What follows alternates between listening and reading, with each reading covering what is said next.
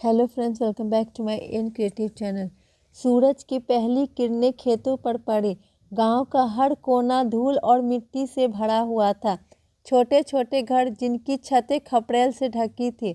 ये कहानी उसी गांव की है जहां रामलाल नाम का एक किसान अपनी बेटी सुमन के साथ रहता था।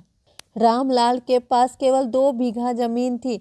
उसी जमीन से वह अपने परिवार का गुजारा करता था, लेकिन उसकी आंखों में एक बड़ा सपना था।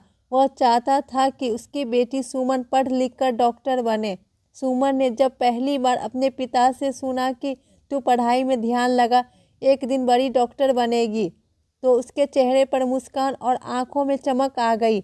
सुमन बचपन से ही पढ़ाई में होशियार थी। गांव के सरकारी स्कूल में वह हमेशा अव्वल आती थी, लेकिन स्कूल की हालत बहुत ख़राब थी। क्लासरूम में ना तो पंखे थे और ना ही सही तरीके से पढ़ाने वाले टीचर। लेकिन सुमन की मेहनत के आगे ये सारी मुश्किलें छोटी थी। रामलाल अपनी बेटी की किताबों के लिए अपने खेत की फसल बेच देता था।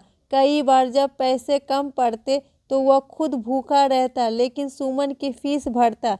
सुमन का सपना और गांव वालों की बातें। गांव में कुछ लोग रामलाल को ताने मारते थे। अरे रामलाल, बेटी को पढ़ाने से क्या फ़ायदा, आखिर में तो उसे रसोई में ही रहना है।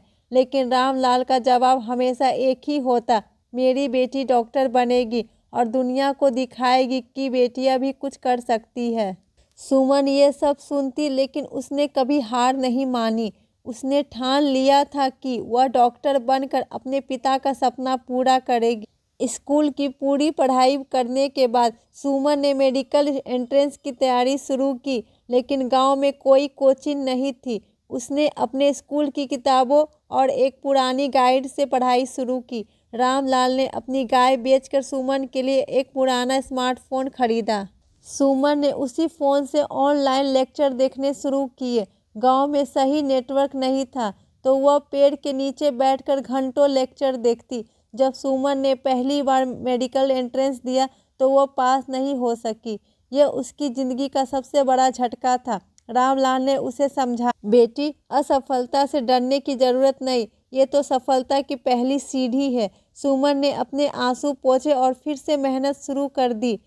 अगले साल सुमन ने पहली से दुगुनी मेहनत की। गर्मी हो या सर्दी, वो सुबह से रात तक पढ़ाई करती। रामलाल ने दिन रात खेतों में मेहनत करके सुमन की ज़रूरतें पूरी की। जब परीक्षा का परिणाम आया तो सुमन ने खुशी से चीखते हुए कहा, पिताजी, मैंने मेडिकल एंट्रेंस पास कर लिया। रामलाल की आंखों में खुशी के आंसू थे। गांव वालों को यकीन नहीं हुआ कि रामलाल की बेटी डॉक्टर बनने के रास्ते पर चल पड़ी थी। सुमन को शहर के बड़े मेडिकल कॉलेज में दाखिला मिल गया, लेकिन वहाँ की ज़िंदगी उसके लिए आसान नहीं थी। क्लासरूम में अमीर घरों के बच्चे थे। वे सुमन का मजाक उड़ाते, तुम्हारे पास तो पहनने के लिए सही कपड़े भी नहीं है।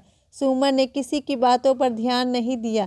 उसने अपनी सारी ऊर्जा पढ़ाई में लगा दी।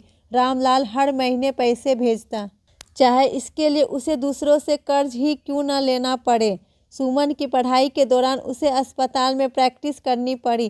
पहली बार जब उसने मरीज का इलाज किया तो उसके दिल में एक नई भावना जागी। वो सोचती थी, पिताजी ने जो सपने देखे हैं उन्हें पूरा करने का वक्त आ गया है। अंतिम परीक्षा और सफलता की कहानी। सुमन ने अपनी अंतिम मेडिकल परीक्षा दी। यह उसकी ज़िंदगी की सबसे महत्वपूर्ण परीक्षा थी। रामलाल ने मंदिर जाकर पूरे गांव में प्रसाद बंटवाया। जब परिणाम आया तो सुमन ने फ़ोन करके कहा, पिताजी, आपकी बेटी अब डॉक्टर बन गई है। गांव में यह खबर आग की तरह फैल गई। हर कोई रामलाल को बधाई देने आया। लोग कहने लगे, रामलाल, तूने सच में साबित कर दिया कि मेहनत और विश्वास से सब कुछ संभव है। सुमन जब डॉक्टर बनकर गांव लौटी तो गांव वालों ने उसका भव्य स्वागत किया। उसने गांव में एक छोटा क्लिनिक खोला जहां गरीब लोगों का मुफ्त इलाज होता था। रामलाल की आंखों में गर्व था। उन्होंने कहा, मेरी बेटी ने साबित कर दिया कि बेटियां किसी से कम नहीं होती।